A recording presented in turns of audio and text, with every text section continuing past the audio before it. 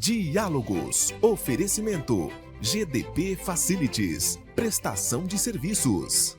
Diálogos da Educação. Adquira já o seu.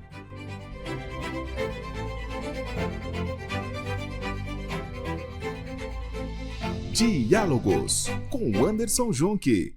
Olá, seja muito bem-vindo ao programa Diálogos, que nesta semana vai falar sobre literatura e sociedade. E quem está aqui comigo para conversar e debater e aprofundar este assunto, minha amiga, professora de língua portuguesa, Josiane Bosqueiro. Querida, seja muito bem-vinda ao programa Diálogos, que alegria recebê-la.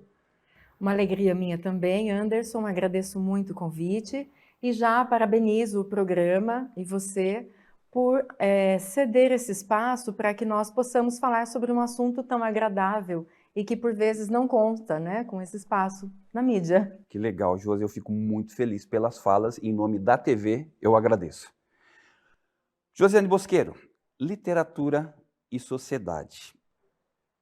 Essa relação, quais contribuições a literatura pode dar para a formação coletiva? Anderson, o que é a literatura? A literatura é a arte da palavra. Seja a palavra escrita, seja a palavra falada.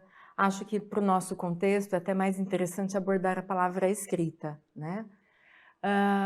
É uma arte formada a partir, portanto, da linguagem verbal. E para que um autor constitua a sua obra, ele precisa, através da palavra, recolher elementos da realidade para compor a sua obra. Esse processo, Aristóteles chamava de mimesis, né? Então ele vai recolher elementos de um mundo que não é um mundo perfeito, nós não vivemos no mundo ideal, né? Então, por vezes ele vai trazer problemas, ele vai trazer feridas, e ele vai, a partir do momento que essa obra estiver pronta e chegar para o leitor, provocar uma conscientização, provocar uma reflexão. E essa reflexão vai trazer caminhos diversos, né? E aí, para exemplificar, por exemplo, vamos pegar aí livros que eu gosto. Pense no Capitães da Areia. Quando Jorge Amado escreveu Capitães da Areia lá na década de 30, no contexto do Estado Novo, em que havia muita opressão, não havia a liberdade de expressão, ele ousou escrever sobre meninos abandonados vivendo nas praias de Salvador, também sob opressão, sob miséria, tendo que se virar para sobreviver, né? Mas apesar de todo esse sofrimento, eram meninos que tinham liberdade. Então, a literatura, mesmo que em certos contextos, ela preserva uma voz, que é a voz da liberdade. E nós, humanos, precisamos disso, é o que nós buscamos, é o que nos torna cada vez maiores como pessoas, né? E o Jorge Amado teve consequências pela sua militância, né? Os livros, os exemplares foram queimados, ele foi preso, foi exilado, por conta de outras obras também. E isso aconteceu também com os autores da geração 30-45 aqui no modernismo brasileiro. Se você pensar no Graciliano Ramos, que denunciou a miséria social do Nordeste, né, também sofreu perseguição. Então, em situações em que você não tem a liberdade de expressão, você trazer à tona problemas da sociedade para a sua obra, tendo em vista esclarecer a população, despertar a população para esses temas, é arriscado. E se nós sairmos desse setor, né, da literatura de militância e pensarmos, por exemplo, lá na literatura realista, vamos pegar a França, né? Então, Gustave Flaubert, quando escreveu Madame Bovary, ele não estava falando de miséria, de questões sociais, ele estava falando de uma perspectiva em que ele observa a sociedade por um outro ângulo, que é o ângulo da superficialidade, da futilidade, né, das instituições de fachada, e ele começa a questionar aquilo. Então ele cria uma personagem fascinante, que é a Emma Bovary, e a Emma Bovary sonha, devaneia, mais uma vez, busca liberdade, né? Agora pensem lá no século XIX, uma mulher buscando essa liberdade. e ela se entrega exageradamente a esse lado, de fugir da realidade imediata, que era o casamento estável, sólido que ela tinha, porém infeliz. E ela sonha com aqueles bailes que nós sonhamos, porque isso faz parte da nossa vida, né? Do desejo do ser humano. Aqueles bailes, aqueles vestidos de veludo, aqueles lustres, né? Aquela orquestra tocando. E todo esse sonho, e ela vai se entregando a dívidas. E ela vai se entregando a amantes. E ela vai se perdendo nesses devaneios. Então ela sai dessa realidade imediata para algo muito romântico. E aí a gente vai ter um desfecho trágico, porque há toda uma crítica de como que a vida tem que ter o equilíbrio entre você estar concentrado nisso que é o seu contexto imediato e também equilibrar aquilo que é o sonho, até que ponto ele é acessível, até que ponto você vai passar dos limites, né?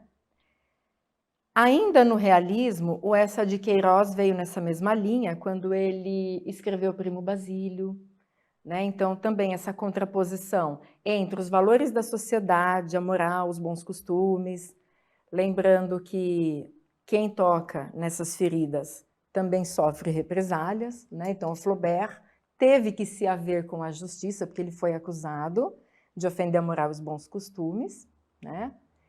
E o Eça de Queiroz, além do Primo Basílio, eu gosto muito de A Cidade das Serras. Por quê? Aí nós já estamos na passagem para o século XX. E nessa passagem, vamos pensar no nosso caso, né? A nossa passagem do 20 para o 21, quem viveu? Quantas especulações, o fim do mundo, aquele terrorismo, sim, né? E ele tematizava o seguinte, eu tenho lá um personagem que é o Jacinto. Jacinto é um herdeiro milionário que vive no glamour absoluto de Paris, cercado por uma elite e cercado também por alpinistas sociais, por pessoas que só buscam interesses próprios na amizade que mantinham com ele, e que aos poucos ele vai observando e vai desmascarando, né, essa sociedade falsa, burguesa, de fachada, em que ele não reconhece mais uma verdade. No caso dele, né, qual é a liberdade dele? É buscar uma verdade. E ele vai se decepcionando com toda a tecnologia, porque também era um contexto de uma euforia, né, com o avanço tecnológico. Até nesse mesmo momento, o Fernando Pessoa criou ali um heterônimo que foi o Álvaro de Campos, que era um entusiasta da modernidade. Mas o Jacinto, decepcionado com a tecnologia, que começa a quebrar, que começa a dar defeito, com as pessoas, que ele vai vendo que tem outras camadas ali de interesse por baixo. Então ele resolve sair de Paris, deixar todo aquele glamour e levar uma vida simples nas serras de Portugal, no interior, onde ele tem oportunidade de conhecer outras pessoas, de outra índole, com outros valores, e também ele vai ver esse equilíbrio, né? Então, lá em Emma Bovary, a gente vai ter o equilíbrio entre essa realidade social imediata e os sonhos que são inerentes à alma humana e que a gente deve perseguir, sem exagero. Sim. E nós temos o Jacinto, que vai fazer, então, também essa dicotomia, né? Entre uma vida urbana, elitizada, porém, na qual ele reconhece algo que já não faz mais sentido para ele, e a busca por um outro estilo de vida, que traz um outro equilíbrio e que torna uma personagem mais feliz. Josiane, dentro desse cenário, assim, a gente vê muita riqueza, né, que você traz a partir dessa perspectiva, desse horizonte de conhecer a literatura.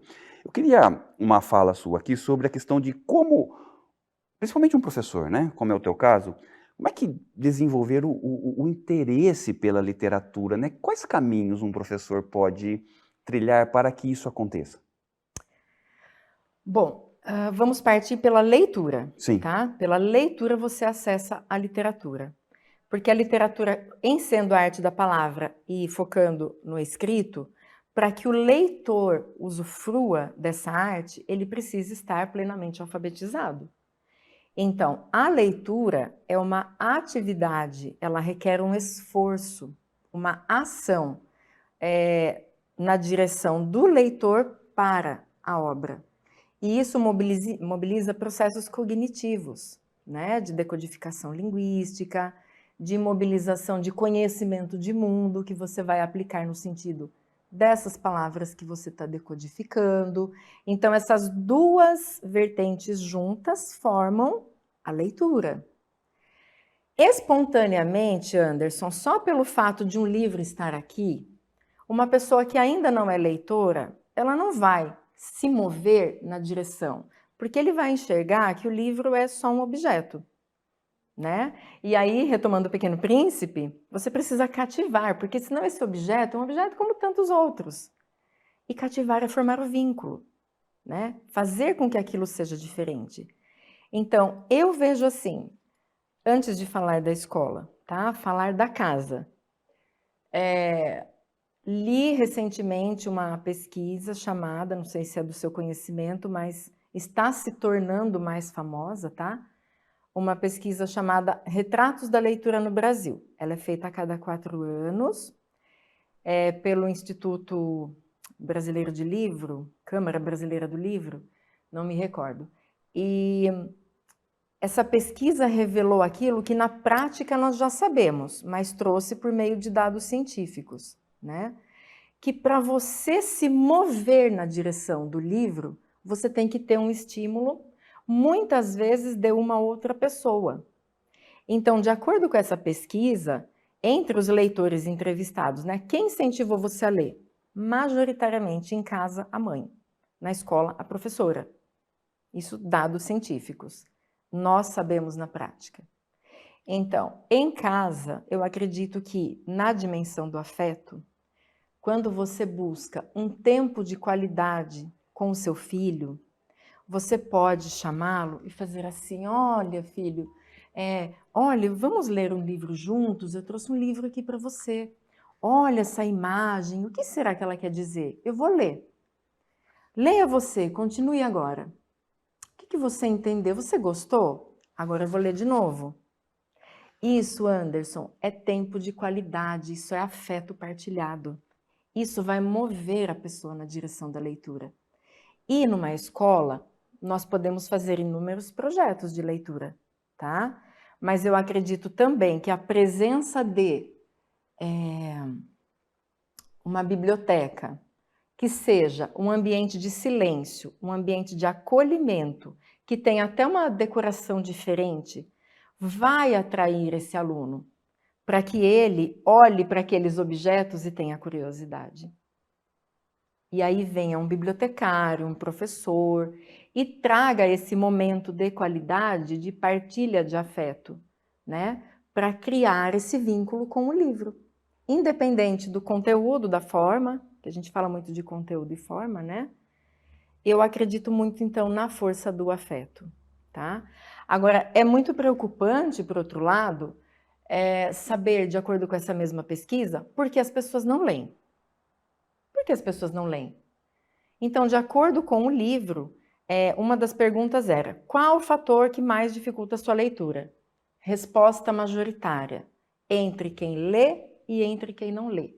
Falta de tempo. Gosto de ler, quero ler mais. Não tenho tempo. Não gosto de ler, mas também não tenho tempo.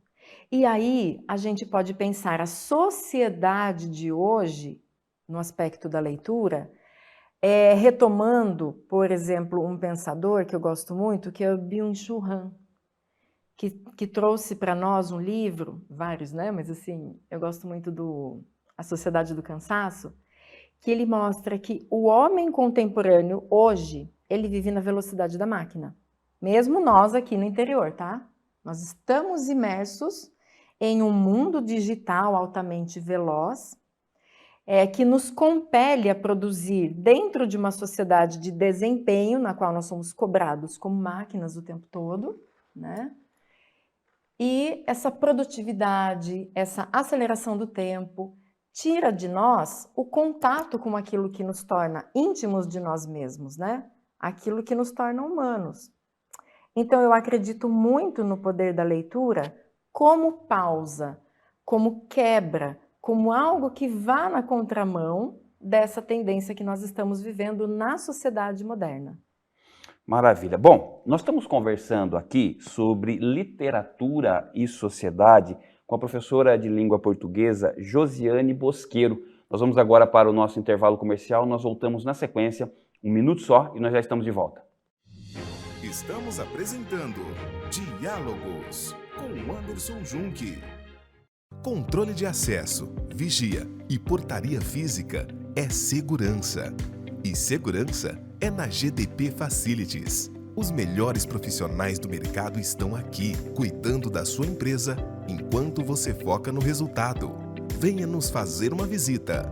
Faça seu orçamento conosco. GDP Facilities. Prestação de serviços.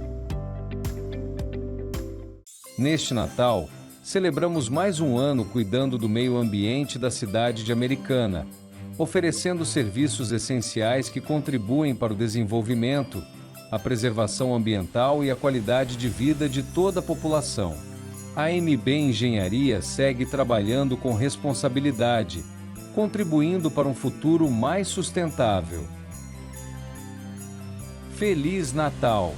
MB Engenharia. Sua obra coberta de qualidade e fechada com a segurança. Há 40 anos, o Grupo Costa fornece soluções completas para coberturas e fechamentos na construção. Telhas metálicas, de fibra de vidro e as telhas sanduíche, que vem sendo usada cada vez mais nas coberturas. Se você está construindo ou reformando, vale a pena conferir a melhor opção de cobertura do mercado.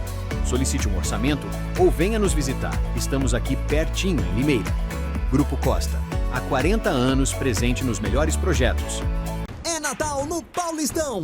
Preços de atacado em produtos natalinos para sua casa ou comércio. É muito preço baixo. Aproveite! Arroz Seleto, 11,90 a partir de 6. A Sempre Carne, 29,90. Feijão que caldo, 4,95. Filezinho de frango Seara, no pacote de 6 quilos, pague 16,50 o quilo. Leite Piracanjuba, 3,39 a partir de 12. Natal Especial Paulistão Atacadista, o campeão da economia.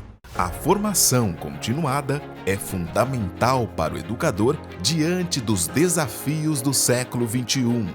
A pesquisadora em educação, Valéria Caetano da Silva Alvarenga, propõe uma reflexão humanizadora através da formação sobre a metodologia ludocriativa. Entre em contato agora mesmo pelo WhatsApp 34 99 648 3521.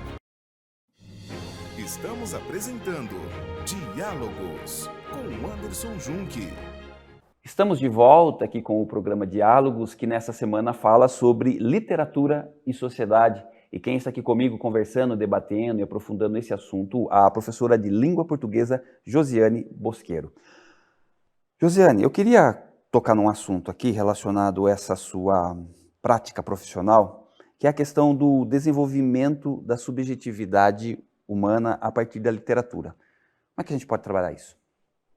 Bom, a literatura, por si só, é um aprofundamento da subjetividade. A partir disso que nós dissemos anteriormente, né, do contato do sujeito leitor com a prática social da leitura em um momento de pausa, de reflexão, de interiorização, né?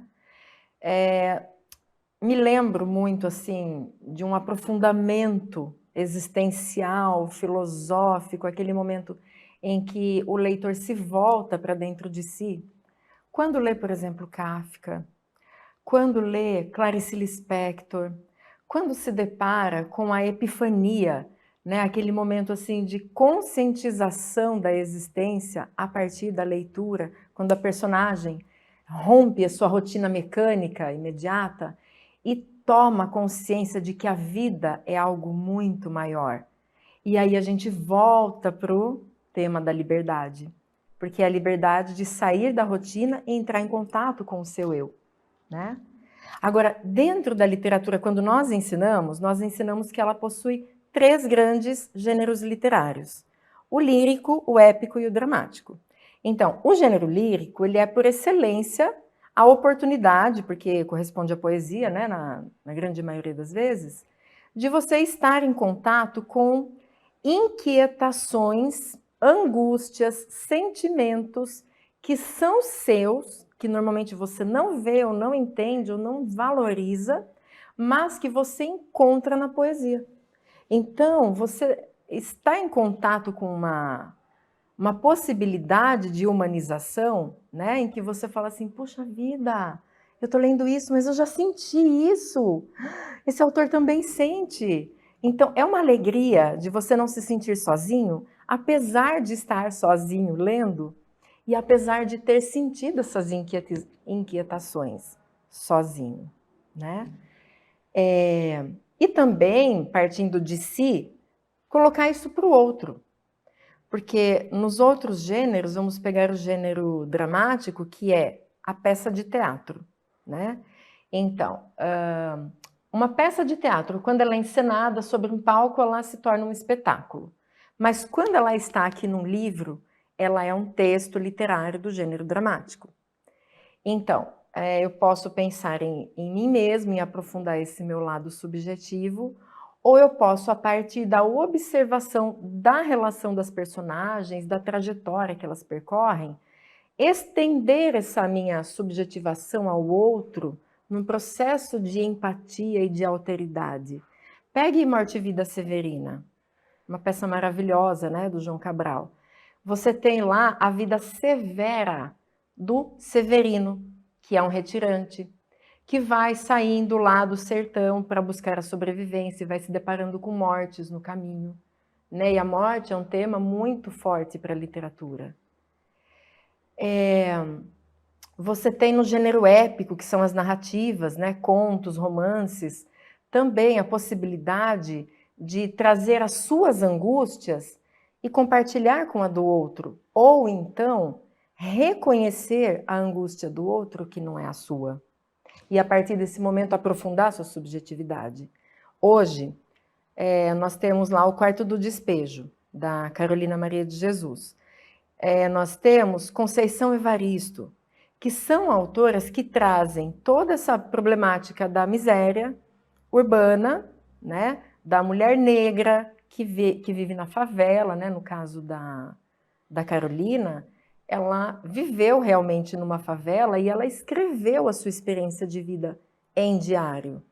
E esse diário foi publicado posteriormente, né? E hoje está aí sendo cobrado nas aulas de literatura, nos vestibulares, assim como a obra já mais erudita, né, da Conceição Evaristo.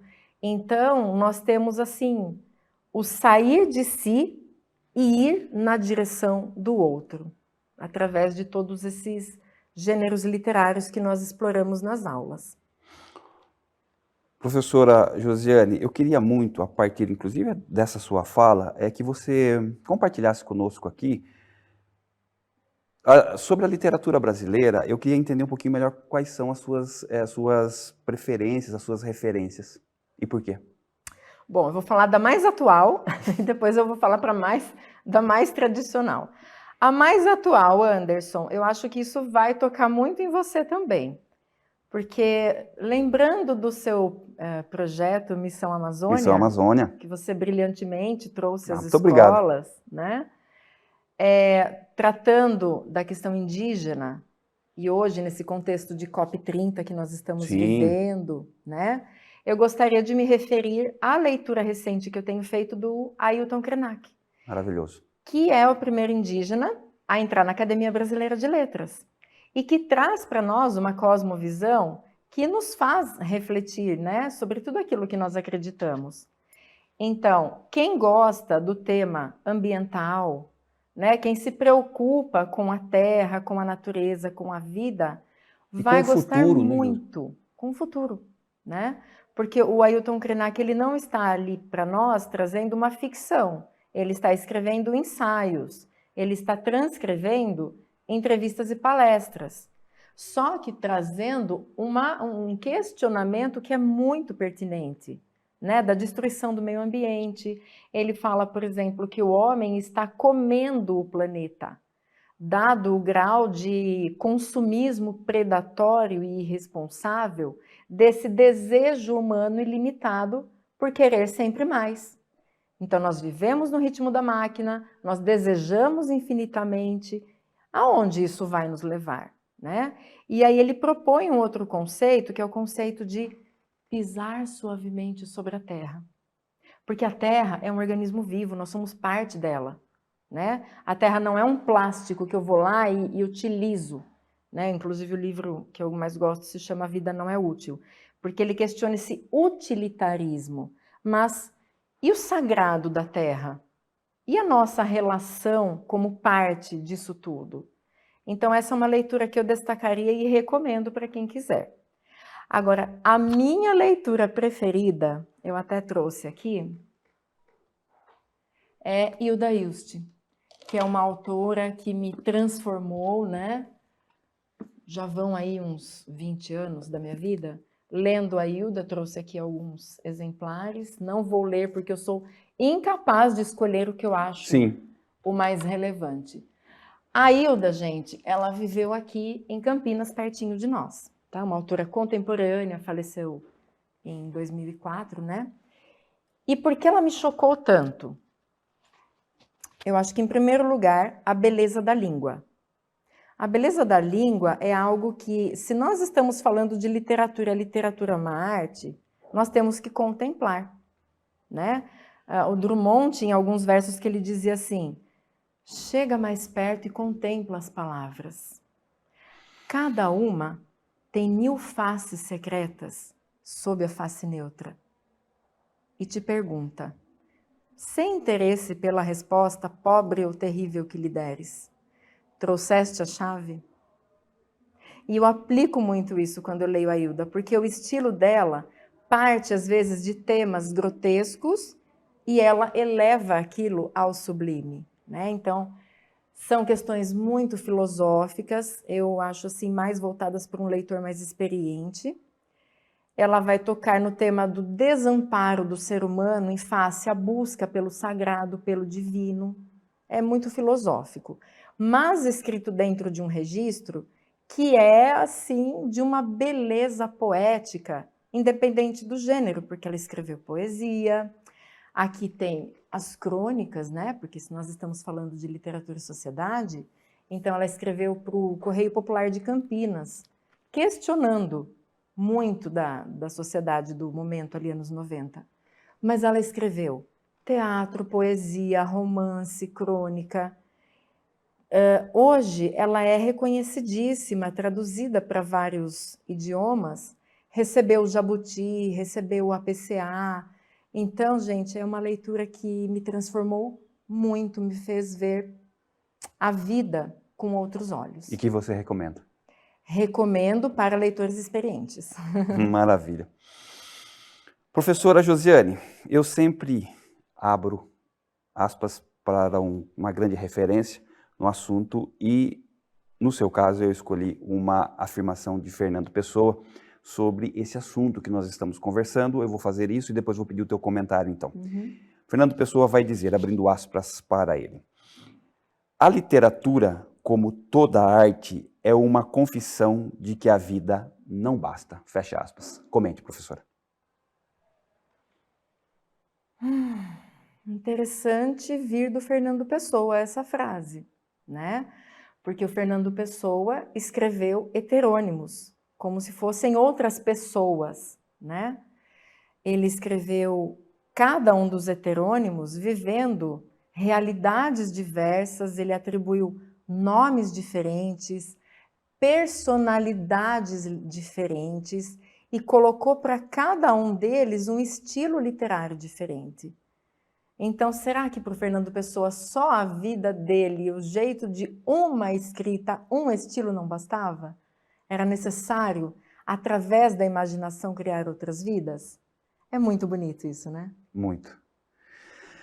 Professora Josiane Bosqueiro, minha grande amiga, eu queria muito te agradecer pela presença e pela partilha aqui no Diálogos. Maravilhosa a sua fala. Obrigada. E queria aproveitar esse momento, então, pedir para que você fizesse as suas considerações finais mais uma vez. Minha gratidão. Muito obrigado mesmo. Anderson, agradeço muito. E eu quero aproveitar o espaço aqui para fazer um convite. À vontade. Um convite para quem já era leitor adulto, e que por conta de tudo isso que nós falamos da correria do dia a dia, dessa sociedade de desempenho desesperada que a gente vive hoje, abandonou a leitura.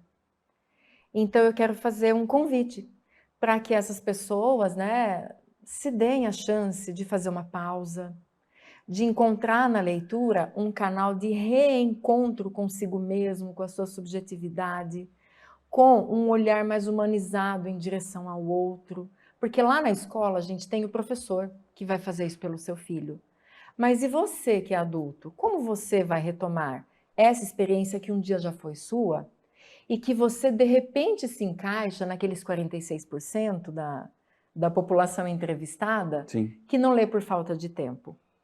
Então visite a biblioteca, visite livraria, pegue um livro e vai ler num jardim ou no conforto da sua casa, mas faça isso por si mesmo, até como uma busca por bem-estar, tá bom? Maravilha. Professora Josiane Bosqueiro, muito agradecido, viu, querida? Saúde e paz. Obrigada. Muito bem, você assistiu aqui mais uma edição do programa Diálogos, que nesta semana falou sobre literatura e sociedade. E quem esteve comigo aqui conversando, debatendo e aprofundando este assunto, a professora de língua portuguesa Josiane Bosqueiro. Fique atento aos nossos canais para receber outros conteúdos. Um forte abraço para você e até mais.